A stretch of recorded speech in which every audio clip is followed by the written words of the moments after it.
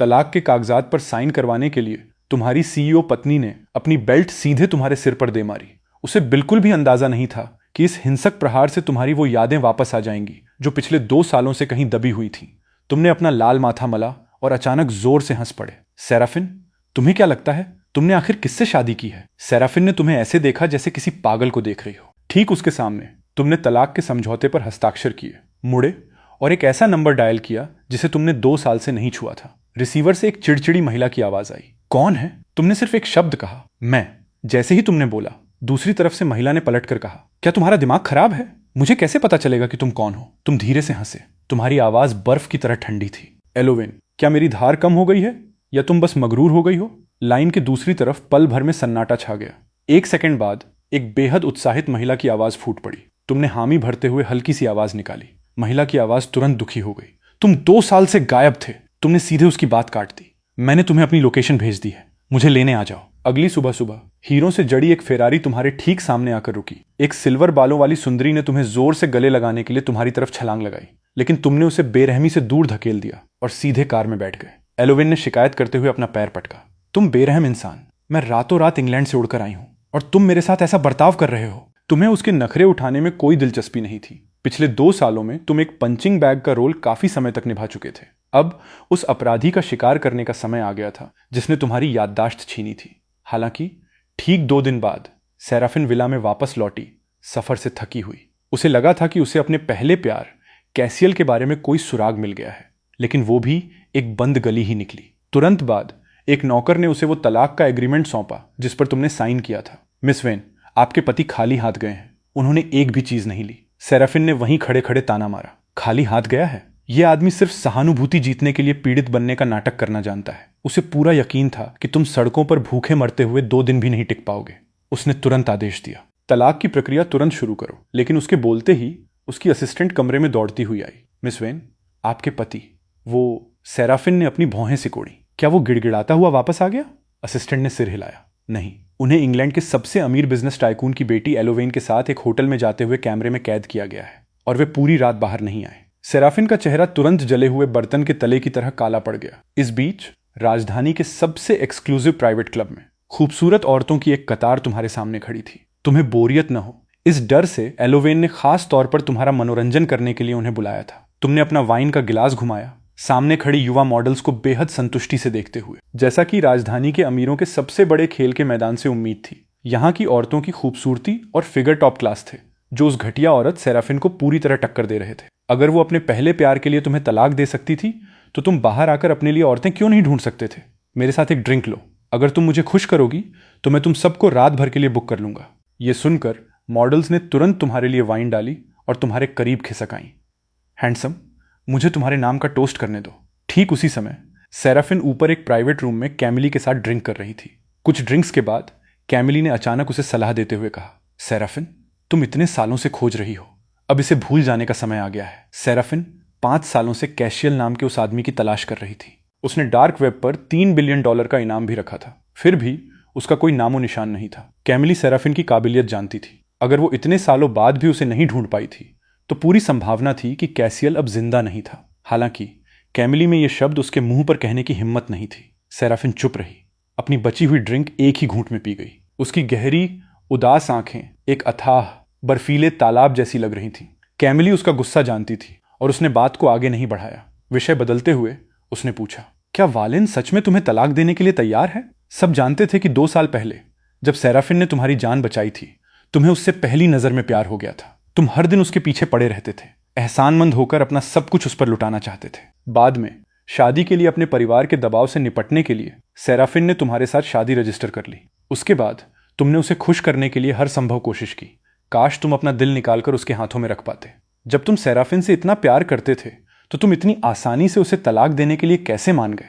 एलोवेन के साथ तुम्हारे होटल में जाने की घटना के बारे में सोचकर सेराफिन का चेहरा तुरंत काला पड़ गया। इस पल कैमिली ने अचानक अजीब तरह से नीचे लॉबी की ओर इशारा किया। नीचे वो सफेद शर्ट वाला आदमी, वो वालिन जैसा क्यों लग रहा है? कैमिली ने फिर से अपनी आंखें मली। नहीं, ये सही नहीं हो सकता, वो इतना हैंडसम हो ही नहीं सकता। सेराफिन ने अपनी आंखें सिकोड़ी और उस दिशा में देखा जहां कैमिली इशारा कर रही थी। तुमने अपने लंबे पैर कॉफी टेबल के किनारे पर आराम से टिकाए हुए थे, आलस से अपने गिलास में रेड वाइन घुमा रहे थे। एक औरत ने तुम्हारा ड्रिंक दोबारा भरा। तुमने थोड़ी सी ठुड्डी उठाई और उसे एक ऐसी दिलकश शैतानी मुस्कान दी जो किसी की भी रूह को मोह सकती थी। ये सच में वही है, सेराफिन ने नीचे तुम्हें घूरते हुए कहा। उसका दिल जोर से कांप रहा था। हे भगवान, ये सच में वालेन है?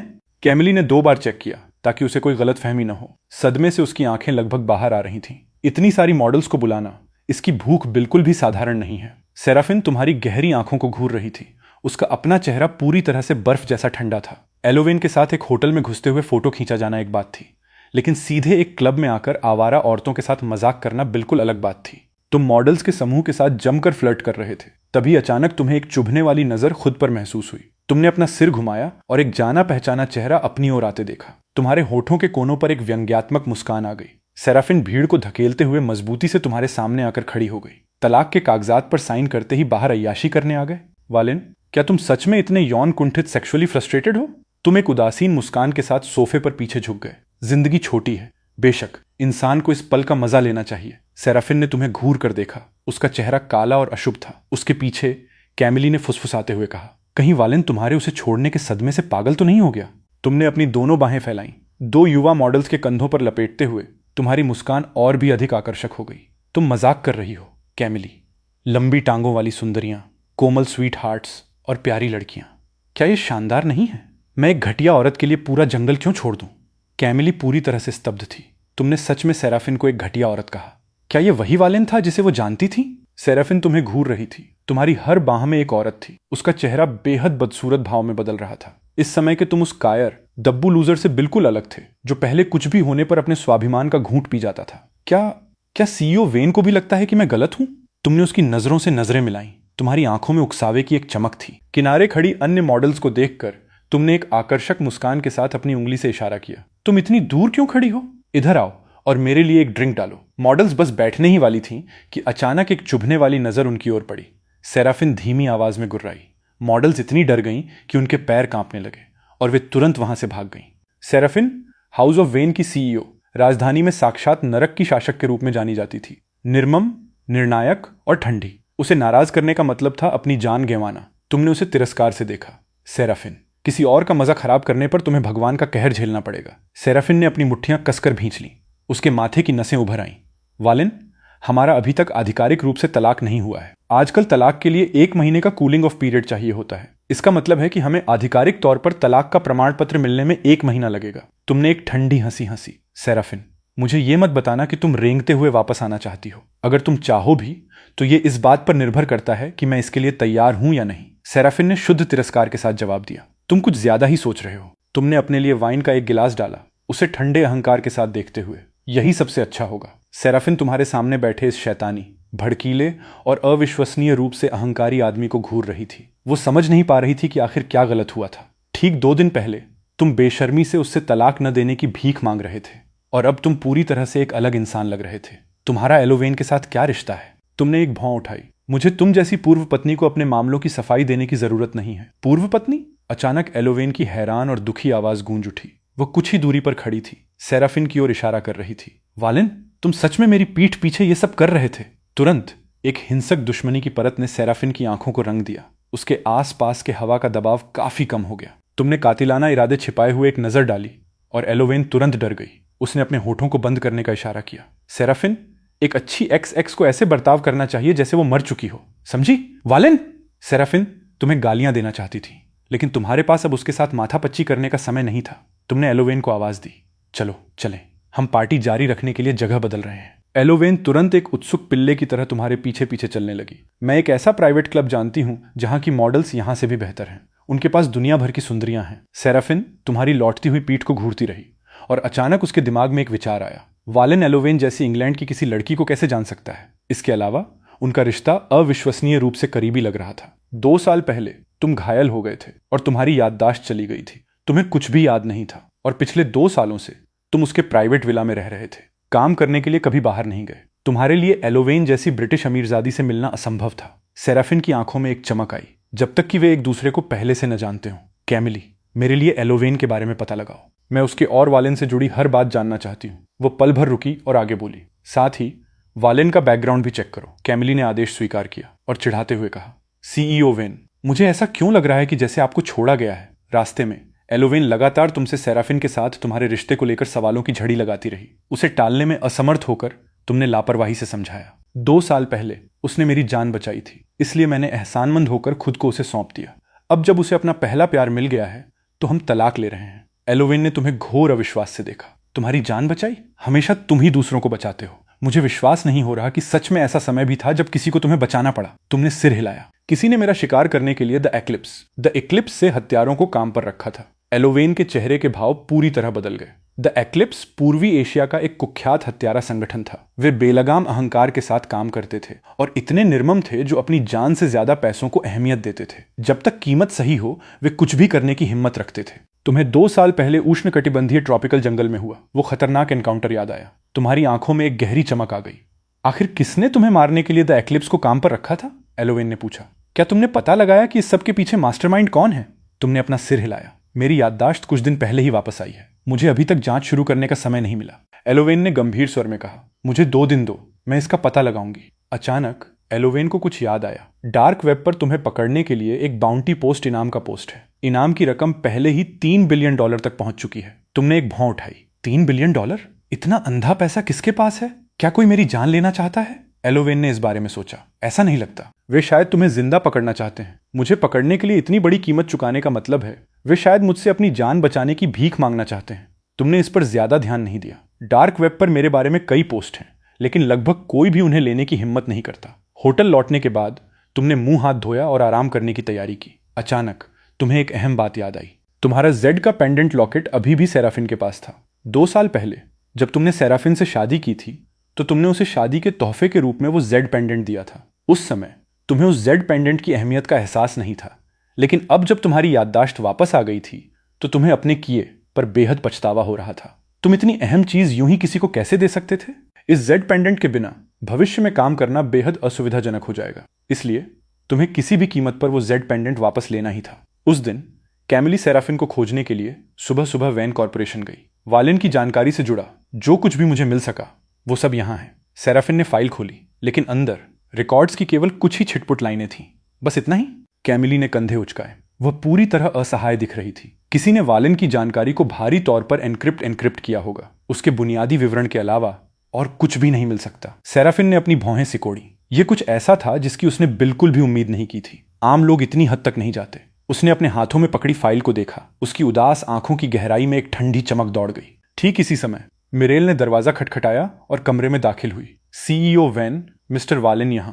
इससे पहले कि मिरेल अपना वाक्य पूरा कर पाती, उसे पीछे से कॉलर से पकड़ा गया और किनारे खींच लिया गया। अगले ही सेकंड तुम एक जबरदस्त आभा मंडल ऑरा बिखेरते हुए अंदर आए। सेराफिन ने तुम्हें देखा। उसकी आंखों में न दिखने वाली खौफ की एक झलक कौंध गई। आज तुमने कमर पर कसकर बंधी एक लंबी काली ट्रेंच कोट पहनी हुई थी। जैसे ही तुम चले तुम्हारा लंबा सीधा पोस्चर एक मजबूत देवदार के पेड़ जैसा लग रहा था। उदासी के बीच भी तुम एक खतरनाक आकर्षक आकर्षण बिखेर रहे थे। वालिन, कैमिली ने तुम्हें देखा पिछली रात नाइट क्लब में तुम्हारे शानदार कारनामे को याद करते हुए। तुमने उसे नजरअंदाज किया और सीधे सेराफिन के पास गए। मेरा जेड पेंडेंट वापस करो। सेराफिन तुम्हें घूरती रही। उसने देखा कि तुम्हारा आभा मंडल पहले से पूरी तरह से अलग था और वो झिझकी। कौन सा जेड पेंडेंट? तुमने ठंडी मुस्कान के साथ कहा, यह अच्छी तरह जानते हुए कि सेराफिन पक्का भूल गई होगी। तुम्हें याद था कि जब तुमने उसे वो जेड पेंडेंट दिया था तो उसने लापरवाही से उसे मेज पर फेंकने से पहले उसकी तरफ देखा भी नहीं था। जब हमारी शादी हुई थी तो मैंने तुम्हें एक जेड पेंडेंट दिया था। सेराफिन ने ध्यान से सोचा। ऐसा लग रहा था कि वास्तव में ऐसी कोई चीज थी। 2 साल पहले जब उसने तुम्हें बचाया था तो वही जेड पेंडेंट तुम्हारी गर्दन में लटक रहा था। उस पर तुम्हारा नाम भी उकेरा हुआ था। सेराफिन अपनी कुर्सी पर पीछे की ओर झुकी। तुम मुझसे सिर्फ वो जेड पेंडेंट वापस मांगने आए हो? तुमने अपनी बाहें मोड़ ली और उसकी तरफ देखा। और क्या? सेराफिन, तुमने ये तो नहीं सोच लिया कि मैं यहां हमारे वापस एक होने की भीख मांगने आया हूं, है ना? सेराफिन ने तुम्हें काले भाव से घूरा। अच्छा है कि तुमने ऐसा नहीं किया। मेरा जेड पेंडेंट सौंप दो। तुम्हारे पास उस पर अपना वक्त बर्बाद करने का समय नहीं था और तुमने एक बार फिर अपना हाथ आगे बढ़ाया। सेराफिन ने तुम्हें एक हल्की सी नजर दी। मैंने उसे बहुत पहले फेंक दिया था। फेंक दिया? उसने सच में तुम्हारा जेड पेंडेंट फेंक दिया था। सेराफिन भावहीन रही। क्या मैं वो सब कुछ रखने के लिए बाध्य हूं जो तुम मुझे देते हो? तुमने अपनी हथेली जोर से मेज पर दे मारी। तुम्हारा चेहरा गुस्से से पीला पड़ गया। सेराफिन, तुमने उसे कहां फेंका? सेराफिन ने अभी भी अपना भावहीन मुखौटा बनाए रखा। मैं भूल गई। तुमने अपनी मुट्ठियां कस ली। तुम्हारी गहरी आंखें सेराफिन पर टिकी थी। तुम्हारे दिल में एक कातिलाना इच्छा उमड़ रही थी। सेराफिन ने उस कातिलाना इरादे को तुरंत भांप लिया जो तुम्हारी आंखों में कौंधा था और उसे यह और भी अधिक मनोरंजक लगा। उनकी 2 साल की शादी में यह पहली बार था जब उसने तुम्हें इतना क्रोधित देखा था। तुम दोनों कुछ देर तक इस तरह एक दूसरे से नजरें मिलाए खड़े रहे। अचानक तुम हंसने लगे। सेराफिन, मैं तुम्हें 10 दिन का समय दे रहा हूं। अगर तुम मेरा जेड पेंडेंट नहीं खोज पाई तो मैं अदालत जाकर तलाक की अर्जी वापस ले लूंगा। इस 1 महीने के तलाक के कूलिंग ऑफ पीरियड के दौरान जब तक कोई भी पक्ष तलाक से असहमत होता है, वे नागरिक मामलों के ब्यूरो में जाकर इसे किसी भी समय वापस ले सकते हैं। सेराफिन सन्न रह गई। उसका चेहरा तुरंत काला पड़ गया। वो जानती थी कि तुम इतनी आसानी से तलाक के लिए सहमत नहीं होगे। क्या जेड पेंडेंट? ये पक्का कोई बहाना था जो तुमने पहले से ही प्लान किया था। ये साजिश रचने वाला आदमी। तुमने अपनी बाहें बांध ली। तुम्हारी मुस्कान और भी चौड़ी हो गई। जब तक मैं तलाक के लिए सहमत नहीं होता, तुम्हारा पहला प्यार एक प्रस्तुत न किए जा सकने वाले नाजायज रिश्तेदार से ज्यादा कुछ नहीं होगा। वो अपने पहले प्यार से बहुत प्यार करती थी। वो भला कैसे उसे घर तोड़ने वाला बनने दे सकती थी? सेराफिन ने तुम्हें बर्फीली आंखों से घूरा। वालिन, मेरी बात ध्यान से सुनो। मैं ये तलाक हर हाल में लेकर रहूंगी। तुमने ठंडी हंसी हंसी। तो फिर जल्दी करो और मेरा जेड पेंडेंट ढूंढो।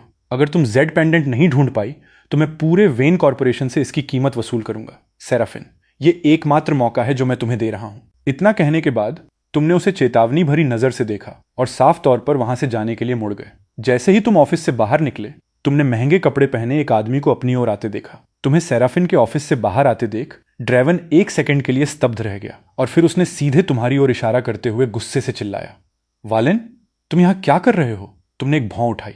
ड्रेवन, हाउस ऑफ क्रॉफ्ट का सबसे बड़ा युवा मास्टर, सेराफिन के कई चाहने वालों में से एक। जब से तुमने सेराफिन से शादी की थी, उसने तुम्हारे दरवाजे पर आकर परेशानी खड़ी करने का कोई भी मौका नहीं छोड़ा था। तुमने बिना किसी लिहाज के पलटकर जवाब दिया।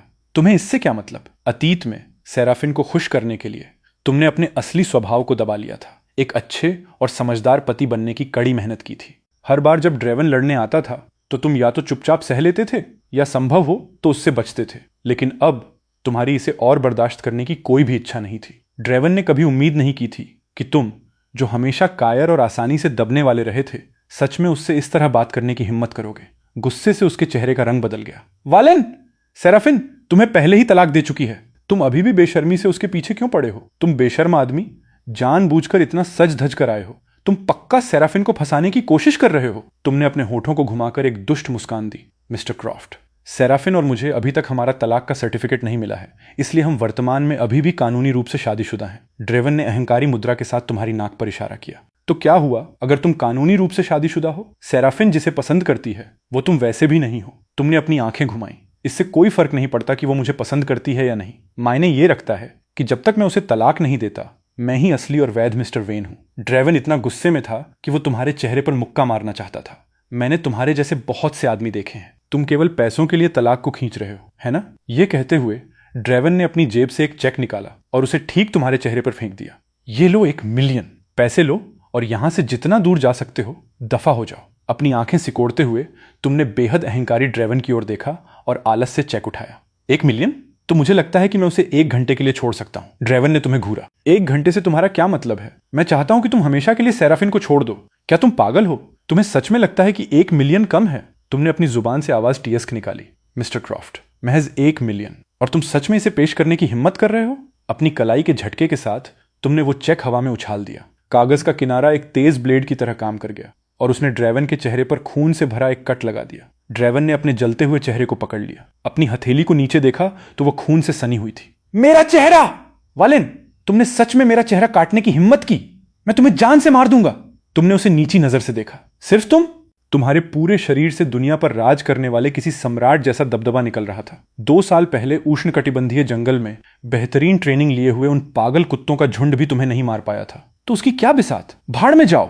अपनी औकात से ज्यादा उछल रहे हो। घबराए हुए और गुस्से में पागल ड्रेवन ने अपनी मुट्ठी उठाई और पूरी ताकत से तुम्हारे चेहरे पर वार किया। हालांकि इससे पहले कि उसका हाथ तुम्हें छू पाता, तुमने उसे मजबूती से अपनी पकड़ में ले लिया। तुरंत उसके बाद हड्डी टूटने की एक तेज आवाज स्नैप आई और ड्रेवन किसी काटे जा रहे सुअर की तरह चीख उठा और भारी शरीर के साथ घुटनों के बल गिर पड़ा। उसका दाहिना हाथ एक अजीब मुड़ी हुई दिशा में लटक गया था। तुमने जमीन पर घुटने टेके ड्रेवन की ओर अहंकार से नीचे देखा, एक भौं उठाते हुए और हंसते हुए कहा, अगर तुमने अभी भी सबक नहीं सीखा तो अगली बार सिर्फ एक हाथ तोड़कर मैं रुकने वाला नहीं हूं। तभी तुम्हारे पीछे से सेराफिन की बेहद गुस्से से भरी आवाज गूंजी। वालेन, तुम क्या कर रहे हो? जैसे ही ड्रेवन ने सेराफिन को देखा, उसे लगा जैसे उसने अपने रक्षक को देख लिया हो। सेराफिन, मुझे बचाओ! वालेन मुझे मारने की कोशिश कर रहा है। तुमने सेराफिन की तरफ देखने के लिए अपना सिर घुमाया और अपने हाथ झाड़े। क्या तुम देख नहीं सकती? मैं कचरा बाहर निकाल रहा हूं। सेराफिन के पास तुम्हारे साथ बेकार की बातें करने का समय नहीं था और उसने तुरंत लोगों को ड्रेवन को अस्पताल ले जाने का आदेश दिया। फिर उसने तुम्हें हुक्म दिया, अस्पताल जाओ और ड्रेवन से माफी मांगो। क्रॉफ्ट और वेन परिवारों के अच्छे रिश्ते हैं और वे व्यापार में सहयोग करते हैं। ड्रेवन क्रॉफ्ट परिवार का इकलौता बेटा भी है जो बचपन से ही बिगड़ा हुआ है। उसे चोट पहुंचाने की वजह से क्रॉफ्ट परिवार इसे इतनी आसानी से नहीं जाने देगा। तुमने सेराफिन को उस नजरों से घूरा जो आमतौर पर मंदबुद्धि लोगों के लिए रखी जाती है। क्या वो माफी के लायक है? बिना एक भी शब्द और कहे तुम सीधे मुड़े और जाने की तैयारी करने लगे। वहीं रुक जाओ। सेराफिन ने तुम्हारा हाथ कसकर पकड़ लिया। तुम्हारी आंखों में गहरी झुंझलाहट की एक चमक कौंध गई। तुमने रिसेप्शन डेस्क पर रखे कॉफी के एक कप को लापरवाही से उठाया और उसे सीधे सेराफिन के चेहरे पर छपाक से फेंक दिया। अपने हाथ खुद तक रखो। क्या उसे सच में लगा था कि तुम अभी भी वो दब्बू मोम जैसे नरम वालिन हो जो अपनी याददाश्त खोने के दिनों में थे? किनारे खड़ी मिरेल ने ठंडी हवा की एक गहरी सांस खींची। बदमाश, उसने सच में सीईओ वेन पर कॉफी फेंकने की हिम्मत की। उसने पक्का शेर का कलेजा खाया होगा। कैमिली लगभग लड़खड़ाकर मुंह के बल गिर ही पड़ी थी। वो जल्दी से टिश्यू लेकर दौड़ती हुई आई। सीईओ वेन, क्या आप ठीक हैं? सेराफिन ने अपने चेहरे से कॉफी के दाग पोंछे। उसके पूरे शरीर से एक चुभने वाला बर्फीला आभा मंडल निकल रहा था। यह कमबख्त आदमी, उसके 26 साल के जीवन में यह पहली बार था जब किसी ने उस पर कॉफी फेंकने की हिम्मत की थी। वालेन, क्या तुम मरना चाहते हो? मैं आसानी से तुम्हारी ये इच्छा पूरी कर सकती हूँ। तुमने एक तिरस्कार भरी हंसी हंसी। सेराफिन के इतने बड़े दबाव का सामना करते हुए भी तुमने जरा भी डर महसूस नहीं किया। कोशिश करो और देखो कि क्या मैं तुम्हारा सिर नहीं उड़ा देता। सेराफिन का ठंडा खूबसूरत चेहरा एक अवर्णनीय खतरे में लिपट गया। यह मत सोचना कि सिर्फ इसलिए कि तुम्हें एलोवेन का सपोर्ट हासिल है मैं तुम्हें छूने की हिम्मत नहीं करूंगी। तुमने एक भौं उठाई। इतिहास गवाह है, एलोवेन को हमेशा तुम्हारा ही सपोर्ट मिला है। क्या तुम इसलिए जल रही हो क्योंकि कोई मुझे सपोर्ट कर रहा है? सेराफिन एक पल के लिए हक्की बक्की रह गई। वो तुम्हें पसंद तक नहीं करती थी तो भला जलने वाली क्या बात थी? वो बस बेहद नाखुश महसूस कर रही थी। वालेन, अगर तुम मेरे साथ भाव खाने का प्ले हार्ड टू गेट खेल खेलने की कोशिश कर रहे हो तो मैं तुम्हें सलाह देती हूं कि यह विचार अभी छोड़ दो। तुमने उसे आंखें दिखाई। भाव खाना, माई एस माई एस। क्या तुम्हें सच में लगता है कि तुम दुनिया की सबसे चहेती चीज हो? सेराफिन के चेहरे पर काले भाव थे जब वो तुम्हारी लौटती हुई पीठ को देख रही थी। तुम्हारे जाने के बाद ही कैमिली ने सेराफिन के पास जाने की हिम्मत की। क्या ये सच में वही वालेन है जो तुम्हें पागलों की तरह प्यार करता था? क्या उसके शरीर पर किसी और का कब्जा हो गया है? सेराफिन भी समझ नहीं पा रही थी। बस कुछ ही दिनों में तुम इतने अचानक कैसे बदल सकते हो? वेन कॉर्पोरेशन से निकलने के बाद तुम अपने होटल लौट आए और कुछ ही देर बाद तुम्हें सिल्वेन का फोन आया। सिल्वेन सेराफिन का छोटा भाई था। उसे अभी अभी तुम्हारी बहन से तुम्हारे तलाक के बारे में पता चला था और इस डर से कि तुम इसे ज्यादा दिल पर न ले लो उसने तुम्हें खरीदारी करने और रिलैक्स करने के लिए बाहर बुलाया। सिल्वेन वेन परिवार का इकलौता व्यक्ति था जो तुम्हारे साथ अच्छा व्यवहार करता था और याददाश्त जाने के बाद वो तुम्हारा एकमात्र दोस्त भी था। तुम जल्द ही राजधानी छोड़ने वाले थे और तुम जाने से पहले उसे ठीक से धन्यवाद देना चाहते थे, इसलिए तुम मान गए। आधे घंटे बाद सिल्वेन उस बुटीक से बाहर निकला। उसने नॉटिलस की वो लग्जरी घड़ी पहन रखी थी जो वो हमेशा से चाहता था लेकिन कभी वेटिंग लिस्ट से बाहर नहीं निकल पाया था। हालांकि वो आमतौर पर पानी की तरह पैसा बहाता था, फिर भी एक घड़ी पर 4 मिलियन खर्च करना बहुत ज्यादा खर्चीला था। वालेन, क्या तुम सच में मुझे ये घड़ी दे रहे हो? सिल्वेन ने अपनी कलाई पर बंधी घड़ी को देखा जिसकी कीमत एक पूरे घर के बराबर थी। उसे विश्वास करना कुछ मुश्किल लग रहा था। तुमने सिर हिलाया। अगले महीने तुम्हारा जन्मदिन है, इसे एक अर्ली बर्थडे गिफ्ट समझ लो। सिल्वेन पूरी तरह से भावुक हो गया था। उसने तुम्हें गले लगाया और खुशी से चीख पड़ा, वालेन तुम सबसे अच्छे हो। वो एक पल के लिए रुका और फिर पूछा, लेकिन तुम्हारे पास इतने पैसे कहां से आए? क्या तुमने मेरी बहन के साथ तलाक में एक भी पैसा या संपत्ति लिए बिना उसे नहीं छोड़ा? साथ ही तुमने पिछले 2 सालों में बिल्कुल काम नहीं किया है तो स्वाभाविक रूप से तुम्हारी कोई इनकम नहीं हो सकती। तुमने धीमी आवाज में जवाब दिया, पुरानी बचत। वालेन, तुम्हारी याददाश्त वापस आ गई। कोई आश्चर्य नहीं कि तुम पिछले 2 दिनों से अपने स्वभाव के बिल्कुल उलट व्यवहार कर रहे हो, पूरी तरह से एक अलग व्यक्ति की तरह। तो आखिरकार तुम्हारी याददाश्त वापस आ ही गई। वालेन, वालेन, वालेन, वालेन, चूंकि तुम इतने अमीर हो, क्या तुम सबसे अमीर परिवार के युवा मास्टर हो सकते हो? तुम निशब्द रह गए। नहीं, बस युवा मास्टर शब्द हटा दो। भले ही तुम युवा मास्टर नहीं हो, तुम अभी भी एक टाइकून हो। टाइकून, कृपया मेरे शुगर डैडी बन जाओ। सिल्वेन ने तुरंत छलांग लगाई और कसकर टाइकून की जांघ पकड़ ली। पूरी दोपहर तुम और सिल्वेन ने शॉपिंग मॉल के सभी लग्जरी बुटीक्स को छान मारा। शाम को डिनर के बाद सिल्वेन अपना सामान लेकर घर चला गया जबकि तुम होटल लौट आए। जैसे ही तुम होटल पहुंचे तुम्हें सिल्वेन के नंबर से फोन आया। फोन से एक अजीब मशीनी आवाज आई, सिल्वेन के विला में आओ वरना बस उसकी लाश उठाने का इंतजार करो। इस समय प्लैटिनम विला के अंदर सिल्वेन सोफे पर बैठा था। उसके हाथ बंधे हुए थे और उसके मुंह पर टेप लगा हुआ था। काले सूट में 2 अंगरक्षक उसके बाएं और दाएं खड़े थे। जो एक सेकंड के लिए भी अपनी नजरें उस पर से नहीं हटा रहे थे। औरत ने फोन काटा और पीछे दोनों बॉडीगार्ड्स की ओर देखा।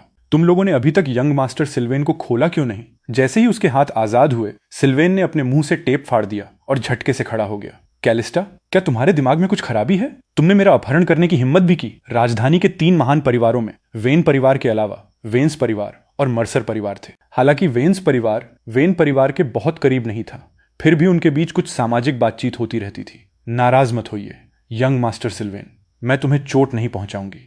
मैंने बस तुम्हें यहां इसलिए आमंत्रित किया है ताकि उस आदमी वालेन को खुद मेरे दरवाजे पर आने पर मजबूर कर सकूं। सिल्वेन के दिल की धड़कन रुक सी गई। उसे अभी अभी पता चला था कि तुमने ड्रेवन का चेहरा काट दिया था और उसका हाथ अपाहिज कर दिया था। कैलिस्टा ड्रेवन की अंधभक्त थी। उसका अपहरण करके और तुम्हें यहां खींचकर वो निश्चित रूप से ड्रेवन का बदला लेना चाहती थी। सिल्वेन आगे बढ़कर फोन छीनना चाहता था, लेकिन 2 बॉडीगार्ड्स ने उसका रास्ता रोक लिया। कैलिस्टा, मैं तुम्हें चेतावनी दे रहा हूं, वालेन और मेरी बहन का अभी तक तलाक नहीं हुआ है। अगर तुमने उसके सिर के एक बाल को भी छुआ तो मेरी बहन तुम्हें नहीं छोड़ेगी। यंग मास्टर सिल्वेन, तुम किसे डराने की कोशिश कर रहे हो? मैंने सुना है कि सेराफिन के दिल में वालेन के लिए कोई भावना नहीं है। उनकी 2 साल की शादी के दौरान उसने एक बार भी सीधे उसकी आंखों में नहीं देखा। उसके भगवान ड्रेवन को बुली करने की हिम्मत की। उसने आज इस आदमी को, जिसे आकाश और पृथ्वी की विशालता का अंदाजा नहीं था, एक कड़ा सबक सिखाने की ठान ली थी। सिल्वेन गुस्से से दांत पीस रहा था। उसने कॉफी टेबल से एक कप उठाया और उसे कैलिस्टा पर दे मारा। बकवास!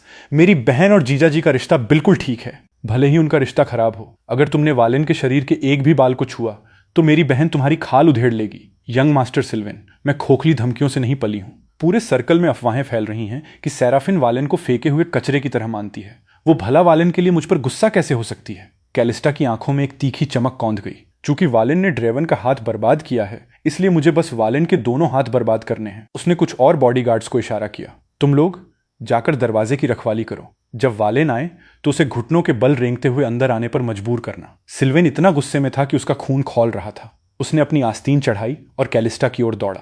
कमीनी, मैं तुमसे मौत तक लड़ूंगा। हालांकि इससे पहले कि वो उस तक पहुंच पाता, बॉडीगार्ड्स ने उसे नीचे दबा दिया। यंग मास्टर सिल्वेन, मैं तुम्हें चोट नहीं पहुंचाना चाहती, लेकिन अगर तुम ऐसे ही एहसान फरामोश बने रहे तो मुझे असभ्य होने के लिए दोष मत देना। ठीक जब कैलिस्टा ने अपना वाक्य पूरा किया, बाहर से अचानक ब्रेक लगने की कान फाड़ देने वाली आवाज गूंजी। वो जल्दी आ गया। सिल्वेन गुस्से में पागलों की तरह टहल रहा था। जब उसे बांधकर कार में फेंका गया था तो उसने अपने फोन का उपयोग करके सेराफिन को एक SOS मैसेज भेजने में कामयाबी हासिल की थी। उसे कोई अंदाजा नहीं था कि उसने वो देखा है या नहीं। कैलिस्टा ने अपने पैर क्रॉस किए, लिविंग रूम के प्रवेश द्वार की ओर देखते हुए। हालांकि ठीक अगले पल बाहर से बॉडीगार्ड्स की दर्दनाक चीखें सुनाई देने लगी। कैलिस्टा चौंक गई। क्या यह संभव है कि जो व्यक्ति आया था वो नहीं था? जब वो अभी भी सोच रही थी, चीखें अचानक बंद हो गईं और उसकी जगह केवल जमीन पर स्नीकर्स के कदम रखने की स्थिर आवाज ने ले ली। जैसे ही सिल्वेन ने वो कदम सुने, उसका दिल बैठ गया। ये खत्म हो गया, ये खत्म हो गया।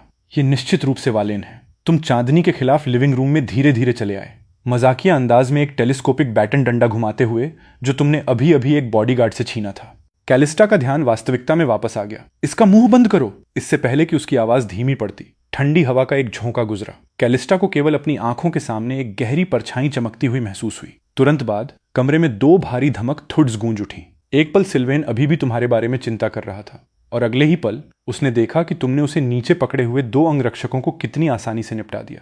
तुमने एक बॉडीगार्ड के सिर पर बैटन से वार किया, जबकि दूसरे को सीधे किक मारकर उड़ा दिया। दोनों आदमी भारी आवाज के साथ फर्श पर गिरे। उन्हें चीखने तक का मौका नहीं मिला। स्थिति को खराब होते देख कैलिस्टा ने दरवाजे की ओर चीख कर कहा, कोई यहां अंदर आओ। अगर तुम बाहर खड़े उन दर्जन भर लोगों को बुला रही हो तो मैं सुझाव दूंगा कि तुम अपनी सांसें बर्बाद मत करो। कैलिस्टा ने जोर से हाँफते हुए घोर अविश्वास में तुम्हें घूरा। आज रात वो जिन 20 आदमियों को लाई थी, वे सभी अत्यधिक कुशल पेशेवर बॉडीगार्ड थे।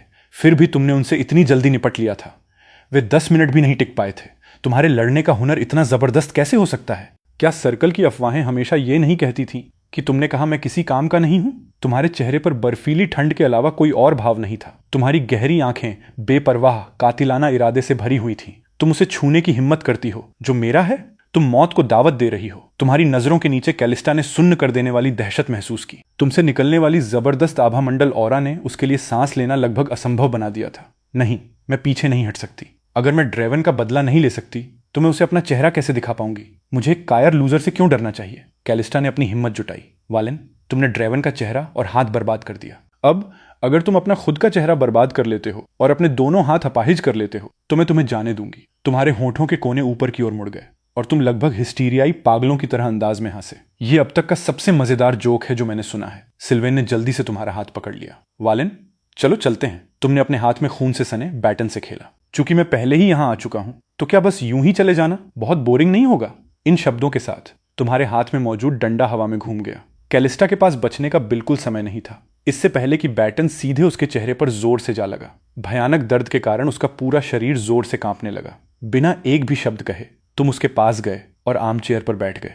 तुमने नीचे कैलिस्टा को घमंड से घूरते हुए देखा जब वो कांपते हुए खड़ी हो रही थी। अब घुटने टेको। तुम्हें घेरने वाली जबरदस्त आभा मंडल हजारों की सेना का नेतृत्व करने वाले किसी जनरल की तरह थी। कैलिस्टा ने तुम्हें डरी हुई आंखों से देखा और एक भारी धमक के साथ तुम्हारे ठीक सामने सीधे घुटनों के बल बैठ गई। सिल्वेन का मुंह शुद्ध सदमे में खुला रह गया। एक गाली लगभग उसके होंठों से फिसल गई। ये बिगड़ी हुई अमीरजादी कैलिस्टा अपने दादा के राजनीतिक बैकग्राउंड पर भरोसा करते हुए आमतौर पर अविश्वसनीय रूप से अहंकारी और दबंग थी। पूरी राजधानी में शायद ही कोई था जिससे कैलिस्टा डरती थी। यह सोचना कि वो आज तुम्हारे सामने पूरी तरह से घुटने टेक देगी। तुमने उदासीनता से एक भौं उठाई। क्या तुम्हें अभी भी मेरे हाथ चाहिए? नहीं। कैलिस्टा जोर जोर से कांप रही थी। तुम्हारी आंखों में हत्या के इरादे से पूरी तरह डरी हुई थी। अगर उसे पता होता कि तुम इतने दुर्जेय फॉर्मिडेबल हो तो भले ही तुम उसे 10 गुना हिम्मत दे देते, वो तुम्हें उकसाने की हिम्मत कभी नहीं करती। अभी भी मेरे लोगों को बंधक बनाकर रखना चाहती हो? खून से सने चेहरे के साथ कैलिस्टा ने हताशा से अपना सिर हिलाया। सिल्वेन ने तुम्हारी आंखों में गहरी श्रद्धा के साथ देखा। वो तालियों की झड़ी लगाना चाहता था। इतना कूल, इतना दबंग, इतना हैंडसम, हे भगवान! भाई! तुमने सिर हिलाया और सिल्वेन की ओर देखा। सिल्वेन, जाकर मेरा बाहर इंतजार करो। सिल्वेन को लगा जैसे तुम्हारी नजरों में चिंगारियां जल रही हैं। उसने फर्श पर घुटने टेके कैलिस्टा की ओर देखा और सिर हिलाया। ठीक है फिर। सिल्वेन लिविंग रूम से बाहर चला गया और ठीक अगले पल घर के अंदर से कैलिस्टा की दर्दनाक चीखें गूंज उठी। सिल्वेन चीख से काफी चौंक गया था। वो बस वापस लिविंग रूम में यह देखने के लिए जाने की तैयारी कर रहा था कि क्या हुआ है। तभी तुम बाहर निकल आए। वालेन, तुमने सिल्वेन की ओर देखा। क्या तुम ठीक हो? मैं ठीक हूं। सिल्वेन ने सिर हिलाया। यह देखकर कि तुम पर एक भी खरोंच नहीं आई है, उसने अंततः राहत महसूस की। वालेन, क्या तुमने? सिल्वेन ने लिविंग रूम की ओर देखा और गला काटने का इशारा किया। तुमने धीमी आवाज में जवाब दिया, मैंने आज रात कोई जानलेवा वार नहीं किया। वो मेरे हाथों मरने के लायक नहीं है। सिल्वेन आंगन के बाहर तुम्हारे पीछे पीछे गया और उसने 1 दर्जन से अधिक बॉडीगार्ड्स को जमीन पर बेतरतीब ढंग से पसरे हुए देखा। वालेन ने इन सभी को अकेले निपटा दिया? उसने तुम्हें पूरी श्रद्धा के साथ देखा, तुम्हें एक बड़ा थम्स अप दिया। वालेन, तुम्हें किस तरह की चापलूसी पसंद है? मैं अभी तुम पर इसकी बौछार कर दूंगा। तुमने एक शानदार मुस्कान बिखेरी। तुम बस बोलने ही वाले थे कि तुमने एक मेबैक, मेबच और एक बेंटली को एक साथ तुम्हारी दिशा में आते देखा। ये मेरी बहन है। सिल्वेन ने एक कार को पहचान लिया और उछलकर जोर से चिल्लाया, सेराफिन! सेराफिन! मैं यहां हूं! दोनों कारें एक ही समय पर तुम्हारे सामने आकर रुकी। तुरंत बाद मेबैक के दरवाजे खुले। उसके चेहरे से डराने वाली ठंडक निकल रही थी जो लोगों को दूर रखती थी। सेराफिन ने सिल्वेन को देखा जो कंगारू की तरह खुशी से उछल रहा था और ऐसा बिल्कुल नहीं लग रहा था कि किसी ने उसे बुली किया हो। फिर उसने अपनी नजर तुम्हारी ओर डाली। तुम यहां क्या कर रहे हो? तुम दुष्टता से मुस्कुराए। किसी ने मुझे फोन किया और कहा कि अगर मैं नहीं आया तो मुझे सिल्वेन की लाश उठाने का इंतजार करना चाहिए। सिल्वेन ने सेराफिन का हाथ खींचा।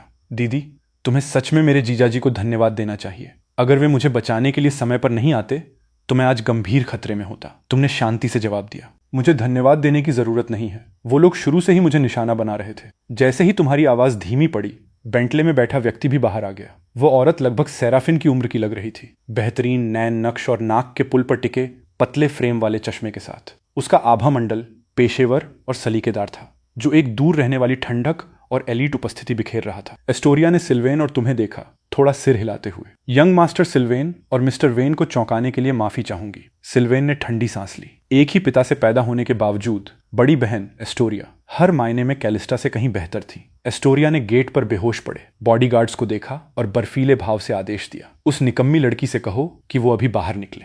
इस जाहिल बेवकूफ ने सेराफिन के छोटे भाई का अपहरण करने और उसके पति के खिलाफ साजिश रचने की हिम्मत की थी। वो सीधे सीधे मौत को दावत दे रही थी। एस्टोरिया के असिस्टेंट ने आदेश स्वीकार किया और तेजी से घर में दौड़ा, लेकिन वो बहुत जल्दी वापस बाहर आ गया। बड़ी मालकिन, छोटी मालकिन।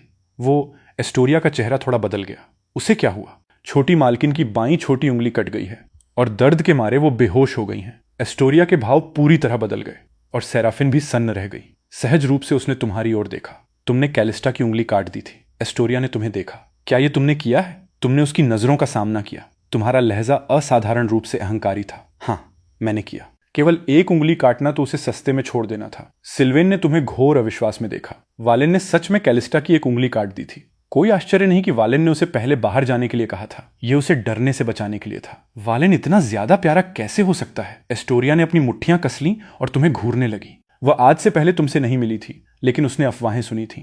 हर कोई दावा करता था कि सेराफिन का पति एक कायर, दब्बू लूजर था जिसे हाई सोसाइटी में पेश नहीं किया जा सकता था। फिर भी अब इस तथाकथित लूजर ने उसकी बहन की उंगली काट दी थी। मिस्टर वेन, तुमने एस्टोरिया को बीच में ही टोक दिया। कृपया मुझे मिस्टर वालेन कहकर बुलाएं। तुमने एक भौं उठाई, सेराफिन की ओर तिरछी नजर डाली और जोर देते हुए कहा, मेरा वर्तमान में उसके साथ बिल्कुल कोई रिश्ता नहीं है। सेराफिन ने अपने दांत जोर से पीसे। उसकी स्याह काली आंखों में धीरे धीरे बर्फ जमने लगी। क्या यह आदमी उनके बीच एक स्पष्ट रेखा खींचने के लिए इतना बेताब था? सिल्वेन ने अपनी ही बहन की ओर देखा। क्या वही नहीं थी जिसने वालेन को उसे तलाक देने के लिए मजबूर किया था? अब वो ऐसी क्यों लग रही थी जैसे उसे छोड़ा गया हो? कितनी अजीब बात है। तुमने सेराफिन की ओर अपनी आंखें घुमाई। उनके साथ उलझते रहने में तुम्हें कोई दिलचस्पी नहीं थी। इस प्रकार तुमने बेपरवाही से कहा, मिस वेन्स, अगर आप अपनी बहन का बदला लेना चाहती हैं तो मैं किसी भी समय इंतजार करूंगा। तुम रुके और मुस्कुराते हुए आगे कहा, मैं आपको विनम्रता से याद दिला दूं, बेहतर होगा कि आप अपने साथ और ज्यादा लोग लाएं। एस्टोरिया ने भौहें सिकोड़ी। यह आदमी हद से ज्यादा अहंकारी था। अपनी बात कहने के बाद तुम सीधे सड़क किनारे खड़ी स्पोर्ट्स कार में बैठ गए। इंजन की दहाड़ के साथ कार किसी छोड़े गए तीर की तरह आगे बढ़ गई। अरे वालेन! जब तक सिल्वेन ने प्रतिक्रिया दी तब तक वो केवल दूरी में गायब होती। लाल टेललाइट्स ही देख सका। सिल्वेन इतना उत्साहित था कि वो लगभग उछल रहा था। दीदी, मैं तुम्हें बता दूं, वालेन आज रात बिल्कुल अविश्वसनीय था। उसने अकेले ही कैलिस्टा के बॉडीगार्ड्स की चटनी बना दी। सेराफिन ने उस दिशा में देखा जहां तुम गए थे।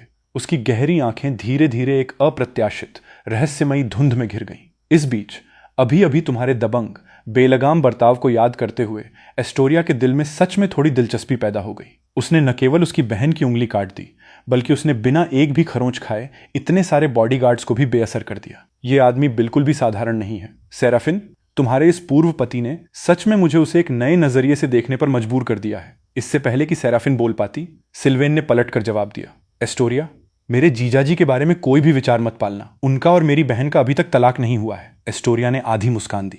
तो मैं सेराफिन और मिस्टर वालेन का तलाक फाइनल होने के बाद उनके पीछे जाऊंगी। तुरंत सेराफिन की आंखों में गहरी दुश्मनी भड़क उठी।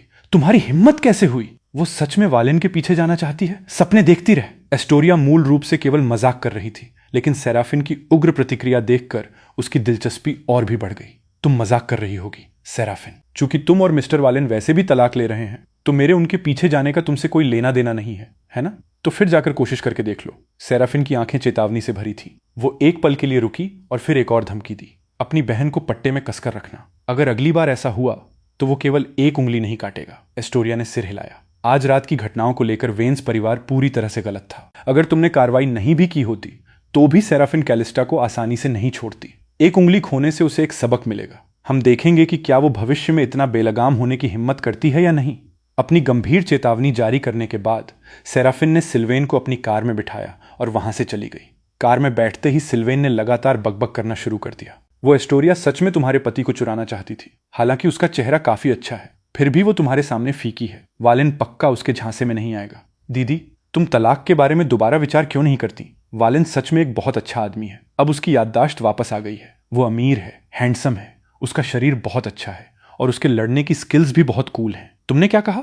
वालेन की याददाश्त वापस आ गई? हाँ, कोई आश्चर्य नहीं कि वालेन अचानक इतना बदल गया। ये इसलिए था क्योंकि उसकी याददाश्त वापस आ गई थी। सेराफिन अचानक बेहद उत्सुक हो गई। तुम्हारी 2 साल की याददाश्त खोने के दौरान तुम्हारी आज्ञाकारिता और तुम्हारे वर्तमान ठंडे खून वाले दबदबे के बीच तुम्हारा असली चेहरा कौन सा था? सिल्वेन ने उसे असंतोष से देखा। मैं तुम्हें बता दूं, वालेन जैसा अच्छा आदमी लालटेन लेकर ढूंढने पर भी मिलना मुश्किल है। अगर तुम उसे अभी वापस नहीं जीत पाई तो तलाक फाइनल होने के बाद पछताने में बहुत देर हो जाएगी। मुझे चेतावनी न देने के लिए दोष मत देना। जब तुम्हें उसे फिर से वापस पाने के लिए नरक जैसी कोशिशें करनी पड़ेंगी तो दर्द तुम्हें ही होगा। सेराफिन चुप रही। उसकी गहरी आंखें थोड़ी सी चमकी और उसके पतले होठों के कोने एक चाप में मुड़ गए। तुम होटल लौट आए।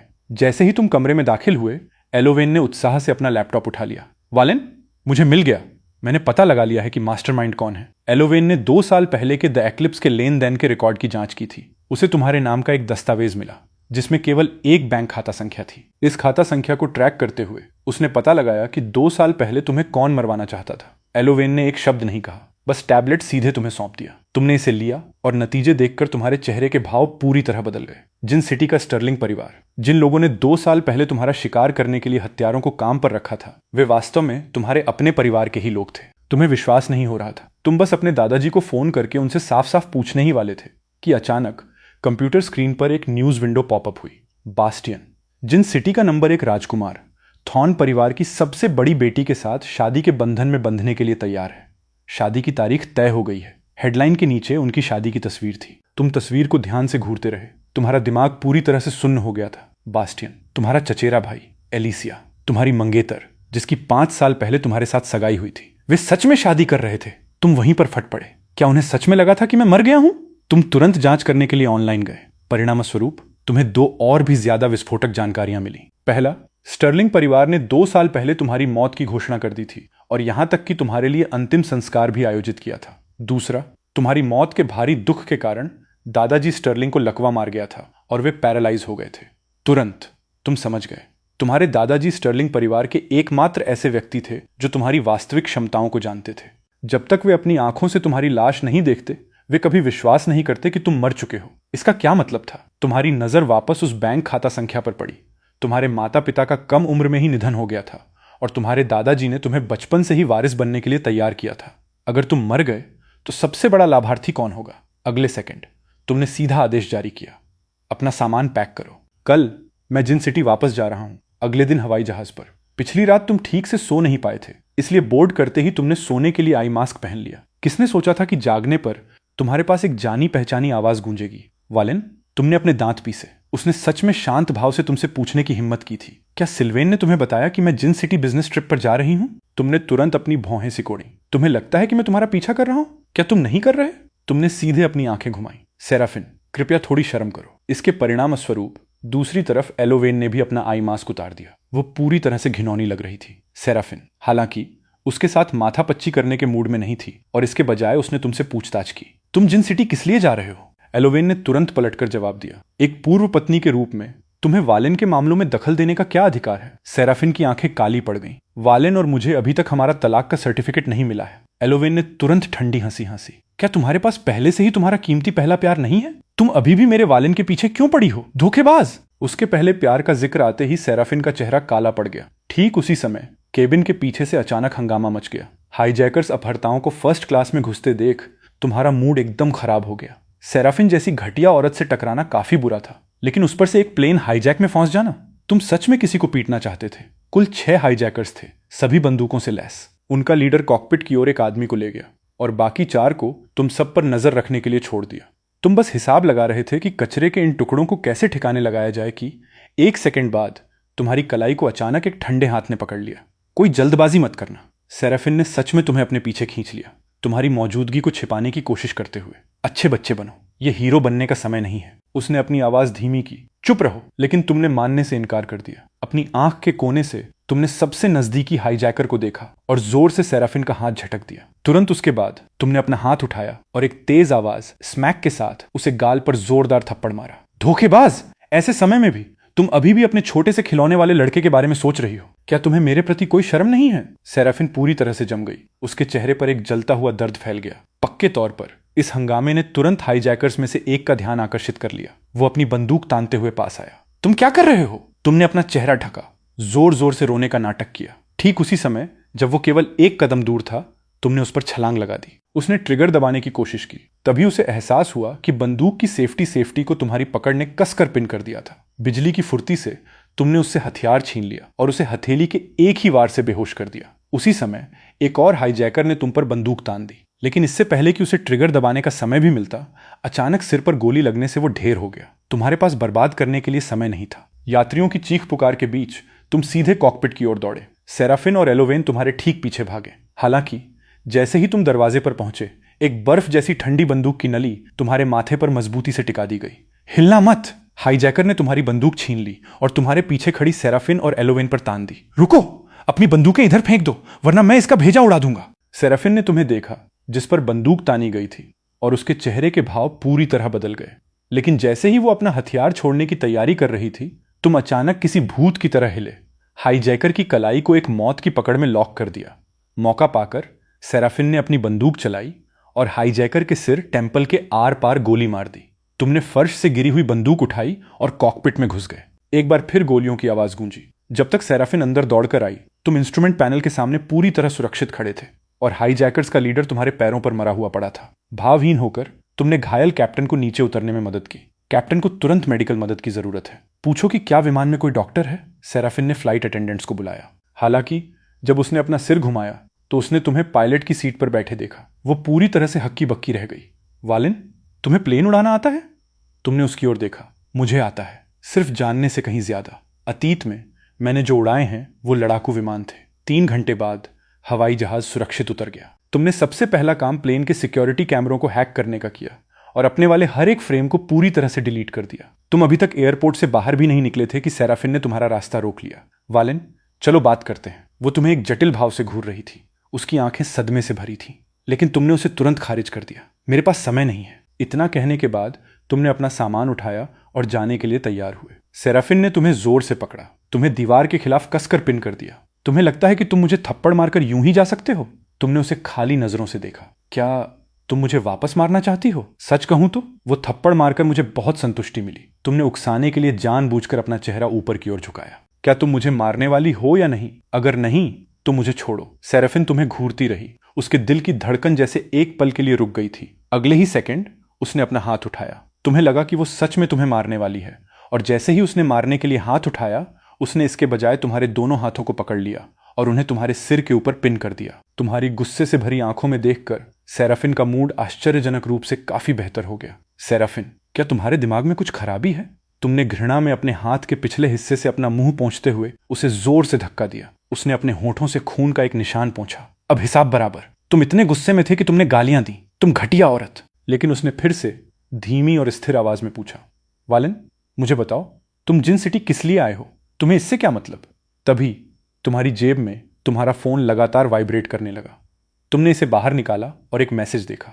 एलोवेन, वो नादान लड़की एयरपोर्ट के बाहर तुम्हारा इंतजार कर रही थी। तुमने भौहें सिकोड़ी।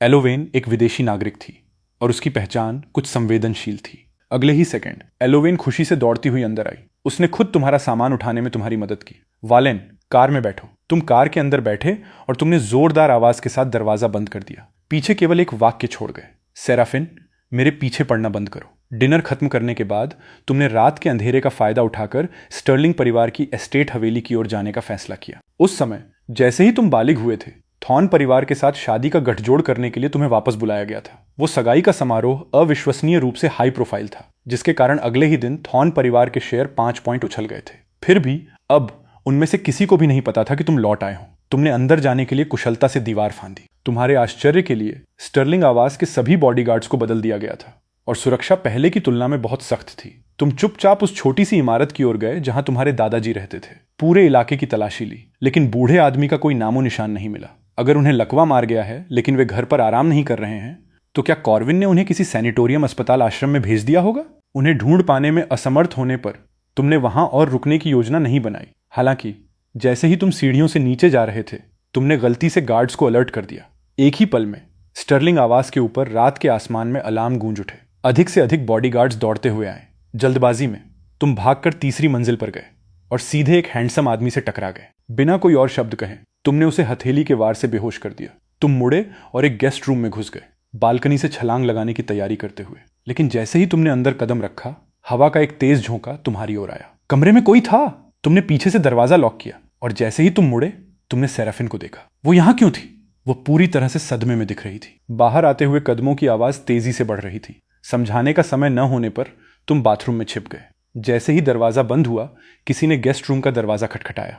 तुमने दरवाजे के हैंडल को पकड़ा, सतर्कता से बाहर की हरकतों को सुनते हुए। गनीमत रही कि सेराफिन ने जवाब दिया कि उसने किसी को नहीं देखा और गार्ड्स को वापस भेज दिया। कम से कम उसमें अभी भी थोड़ी बहुत इंसानियत बाकी थी। तुम अब बाहर आ सकते हो। बॉडीगार्ड्स के जाने के बाद बाहर से उसकी बर्फीली आवाज आई।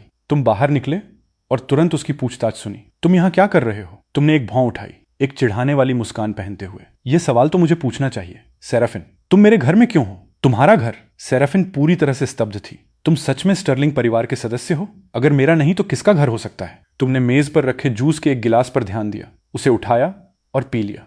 हालांकि उसकी नजरें पूरी तरह से समझ से परे हो गईं। स्टर्लिंग परिवार में वालेन नाम का कोई व्यक्ति नहीं लगता। तुमने खाली गिलास नीचे रख दिया।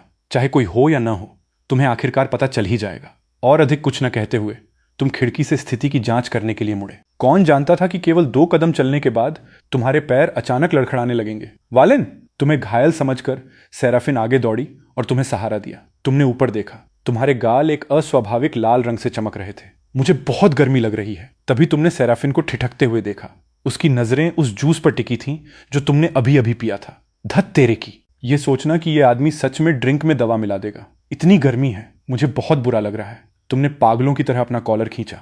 तुम्हारी समझदारी का आखिरी कतरा भी तुम्हें खा रही उस भयंकर आग में पूरी तरह से जलकर राख हो गया था। आधी रात में तुमने अपनी आंखें खोली तो देखा कि सेराफिन तुम्हारे ठीक बगल में लेटी हुई है। सेराफिन की पलकों को फड़कते हुए देखकर यह संकेत मिलते ही कि वो जागने वाली है, तुमने अपने दांत पीसे। बिजली की तेजी के साथ तुमने उसकी गर्दन के पीछे एक वार किया। ठीक जब सेराफिन ने अपनी आंखें खोली, तुमने उसे बेहोश कर दिया। तुम्हारे जाने के कुछ ही देर बाद सेराफिन जाग गई। उसने अपनी धड़कती हुई गर्दन को मला।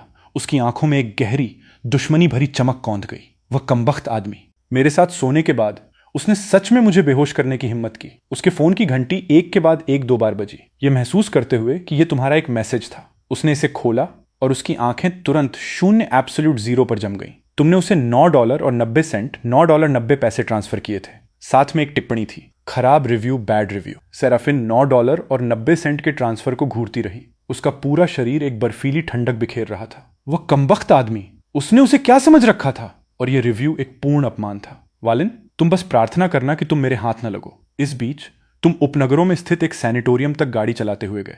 तुम्हें पता चला था कि तुम्हारे दादाजी को चुपचाप यहां स्थानांतरित कर दिया गया था। अस्पताल के कमरे के अंदर से बास्टियन की ठंडी आवाज गूंजी।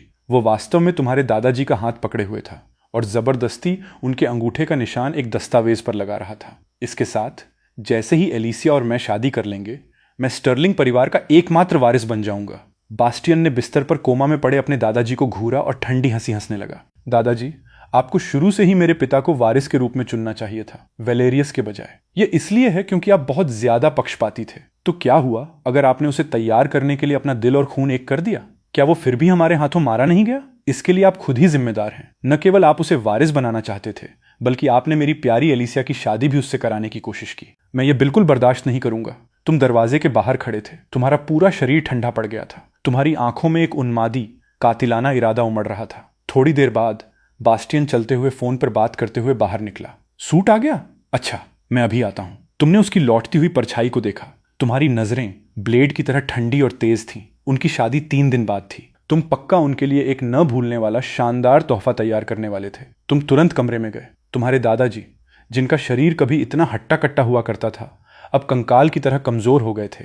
उनका चेहरा पीला पड़ गया था, पूरी तरह से बुझने वाले दिए की तरह लग रहा था। तुमने उनकी नाड़ी पल्स चेक करने के लिए हाथ बढ़ाया और तुम्हारा शक तुरंत सच साबित हो गया। दादाजी को लकवा नहीं मारा था, उन्हें जहर दिया गया था। कॉर्विन, वो नीच इंसान, वो वास्तव में अपने ही सगे पिता के खिलाफ ऐसा जहरीला काम कर सकता था। अपने राक्षसी गुस्से को दबाते हुए तुमने तुरंत एलोवेन को बचाव रेस्क्यू का इंतजार करने के लिए एक मैसेज भेजा। फिर तुमने अपनी जेब से एक गोली निकाली और उसे अपने दादाजी के मुंह में डाल दिया। रात होते होते एलोवेन की व्यवस्था के तहत पूरी मंजिल के स्टाफ की जगह तुम्हारे अपने लोगों ने ले ली थी। तुमने जानबूझकर ईसीजी मॉनिटर से छेड़छाड़ की, जिससे एक क्रिटिकल कंडीशन का भ्रम पैदा हुआ, और अपने दादाजी को पहिए वाली कुर्सी पर बैठाकर ऑपरेशन रूम में ले गए।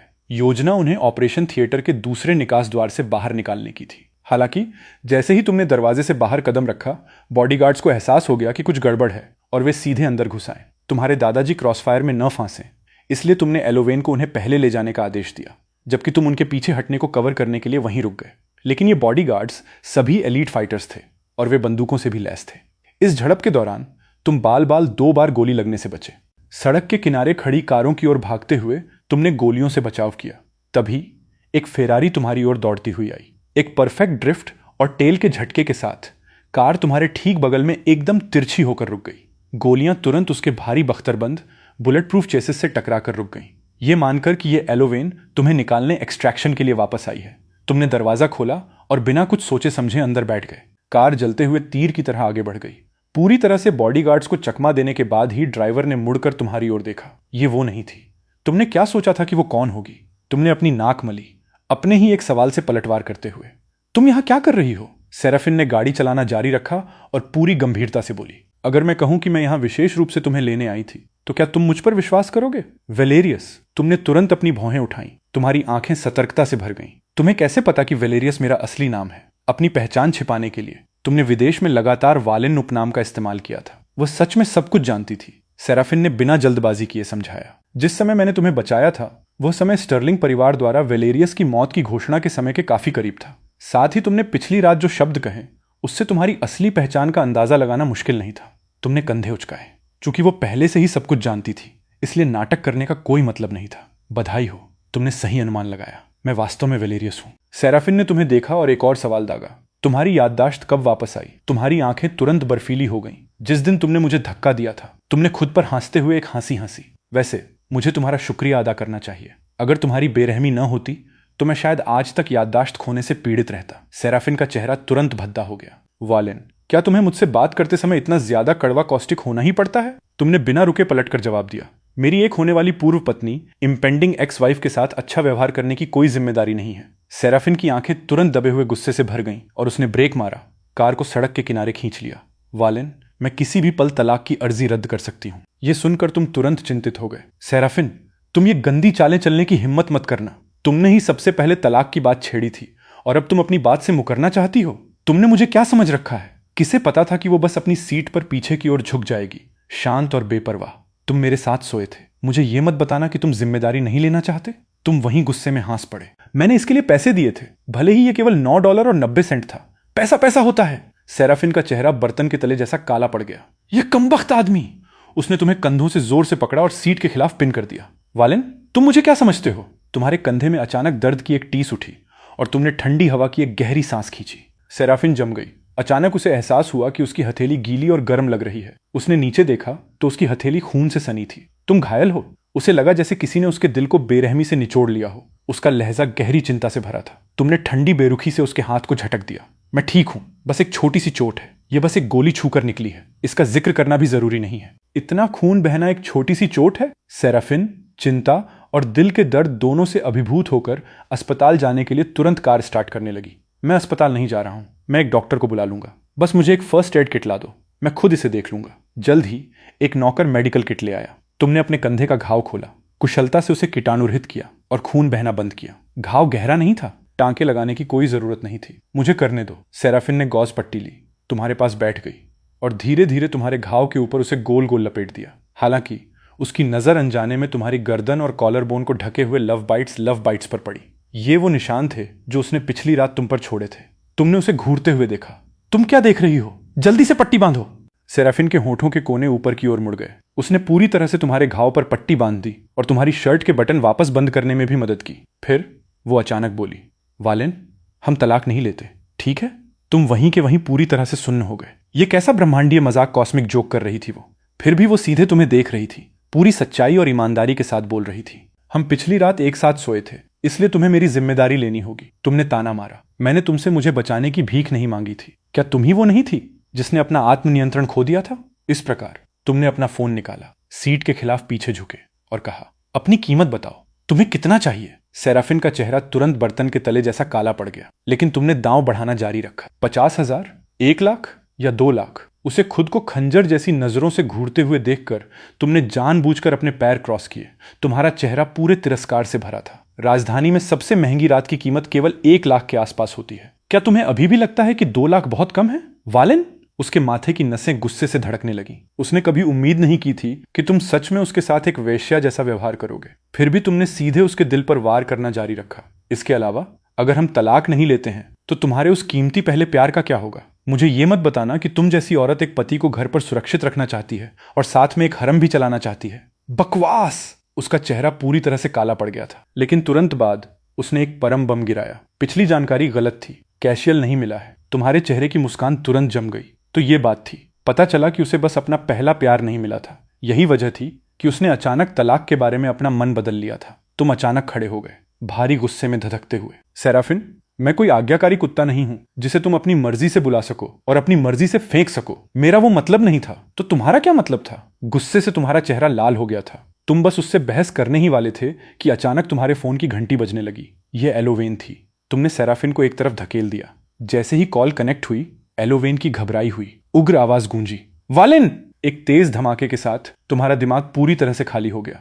तुम्हारे दादाजी का अपहरण कर लिया गया था। आखिर क्या हुआ था? एलोवेन के हाथों से सीधे किसी व्यक्ति को छीन पाना दुश्मन बिल्कुल भी साधारण नहीं था। तुम चिंता से जल रहे थे, लेकिन इससे पहले कि तुम बोलना खत्म कर पाते, सेराफिन ने हिंसक रूप से तुम्हारे हाथ से फोन छीन लिया। उसने ठंडी आवाज में रिसीवर पर कहा, जांच करने की कोई जरूरत नहीं है। अगले ही सेकंड उसने सीधा तुम्हारी आंखों में देखा, एक एक शब्द पर जोर देते हुए, मैं ही वो हूं जिसने अपने लोगों को दादाजी स्टर्लिंग को ले जाने का आदेश दिया है। वो पहले से ही राजधानी जाने वाले एक हवाई जहाज पर हैं। तुम अपनी जगह पर जम गए। फिर शुद्ध गुस्से की एक विशाल लहर सीधे तुम्हारी खोपड़ी के शीर्ष तक पहुंच गई। तुमने मेज से एक गिलास उठाया और उसे हिंसक रूप से उसकी ओर फेंक दिया। सेराफिन, तुम मेरे दादाजी के साथ क्या करने का इरादा रखती हो? चूंकि तुम्हारी हरकतें इतनी हिंसक थीं, तुम्हारे कंधे का घाव तुरंत फट गया और भयानक दर्द ने तुम्हें ठंडी हवा की एक गहरी सांस खींचने पर मजबूर कर दिया। सेराफिन आसानी से बच गई।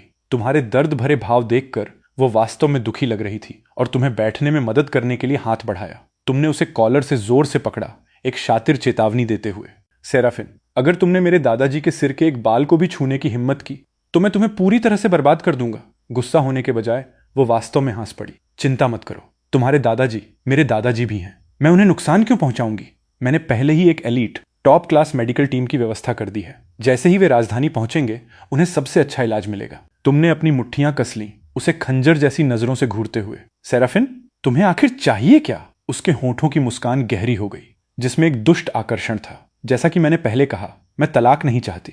तुम एक ही पल में समझ गए। उसने पहले ही अनुमान लगा लिया था कि एक बार जब तुम इस बार गए तो तुम कभी नहीं लौटोगे। इसलिए वो तुम्हारे दादाजी को तुम्हें धमकाने के लिए इस्तेमाल कर रही थी। यह घटिया औरत। शुद्ध गुस्से से कांपते हुए तुमने अपने भींचे हुए दांतों के बीच से शब्द निकाले। जबरदस्ती पकाया गया फल कभी मीठा नहीं होता। फिर भी उसने बस तुम्हें शांति से देखा। उसका लहजा पूरी तरह से निर्विवाद, इंडिस्प्यूटेबल था। चाहे वो मीठा हो या नहीं, तुम्हें पता लगाने के लिए पहले उसे तोड़ना और चखना होगा। उसने तुम्हें इतनी अच्छी तरह से चुप करा दिया कि तुम्हें जवाब में एक भी शब्द नहीं मिला। ये औरत इतनी बेशर्म बदमाश कैसे हो सकती है? तुम्हारे सीने में गहरी हताशा की एक लहर उठ गई। जैसी तुम्हारी मर्जी। अगर हम तलाक नहीं ले रहे हैं तो हम तलाक नहीं ले रहे हैं। यह सिर्फ कागज का एक टुकड़ा है। कौन किससे डरता है? मैं बस ये देखूंगा कि मुझ में तुम्हारी ये क्षणिक दिलचस्पी वास्तव में कब तक टिकती है। चूंकि वो खेल खेलना चाहती थी, तुम अंत तक उसका साथ दोगे। तुमने उसकी ओर देखा और अपनी शर्त रखी। मेरे दादाजी को धीरे धीरे असर करने वाला जहर दिया गया था। तुम्हें उनका इलाज करने के लिए सबसे अच्छे डॉक्टरों को खोजना होगा। सेराफिन पूरी तरह से सदमे में दिख रही थी। दादाजी को जहर दिया गया था? जाहिर है वह केवल स्टर्लिंग परिवार की उस सार्वजनिक कहानी को जानती थी कि तुम्हारे दादाजी को लकवा मार गया था। तुमने हर एक शब्द पर जोर दिया। मेरी बात सुनो सेराफिन, अगर मेरे दादाजी को कुछ भी हुआ तो मैं तुम्हें कभी नहीं छोड़ूंगा। उसने तुरंत तुम्हारा हाथ पकड़ लिया। उसकी आंखों में परम गंभीरता की एक अभूतपूर्व झलक थी। चिंता मत करो, मैं सबसे अच्छे विशेषज्ञों की व्यवस्था करूंगी। क्या तुम्हें भूख लगी है? तुम क्या खाना चाहते हो? कुछ भी। उसे बातों से टालते हुए तुम्हारी उंगलियां तुम्हारे फोन पर उड़ी। तेजी से एलोवेन को एक लोकेशन पिन भेजा। उसे तुम्हें लेने आने के लिए कहा। तुम्हें बिल्कुल उम्मीद नहीं थी कि सेराफिन व्यक्तिगत रूप से नौकरों को पौष्टिक स्वास्थ्य, दलिया, पोरिज और कुछ साइड डिश तैयार करने का निर्देश देगी। खाना खाने के ठीक बीच में उसने अचानक एक ऐसा सवाल पूछा जिससे तुम्हारे दिल की धड़कन रुक गई। वालिन, 2 साल पहले जब तुम उस चट्टान से गिरे थे तो क्या इसका स्टर्लिंग परिवार से कोई लेना देना था? शायद। तुम्हारी आंखें तुरंत चमकी और तुमने केवल एक अस्पष्ट उत्तर दिया। सेराफिन ने इस मुद्दे पर आगे दबाव नहीं डाला। हालांकि उसका चेहरा तुरंत एक बर्फीले, उदास धुंध में घिर गया था। ऐसा लग रहा था कि उसने कुछ अनुमान लगा लिया था। आखिरकार जैसे ही तुम्हारी मृत्यु हुई, स्टर्लिंग परिवार के विरासत के अधिकार पूरी तरह से दूसरी शाखा कॉर्विन के हाथों में चले गए थे। जैसे ही उसने तुम्हारी प्लेट में खाना परोसा, वो अचानक बोली, अगर तुम बदला लेना चाहते हो तो मैं तुम्हारी मदद कर सकती हूं। मैं तुम्हें ऐसे तुच्छ मामलों से परेशान नहीं करूंगा। तुम उसका कोई एहसान नहीं लेना चाहते थे। इसके अलावा जब बदला लेने की बात आती थी तो तुम कभी दूसरों के हाथों पर भरोसा नहीं करते थे। वैसे भी अगर तुम्हें किसी चीज की जरूरत हो तो मुझे कभी भी बता देना। तुमने एक साधारण हामी भरी, लेकिन तुम्हारे दिल में कुछ और ही योजनाएं थीं। एलोवेन बहुत तेजी से आगे बढ़ी। तुमने बमुश्किल खाना खत्म किया था कि वो आ गई।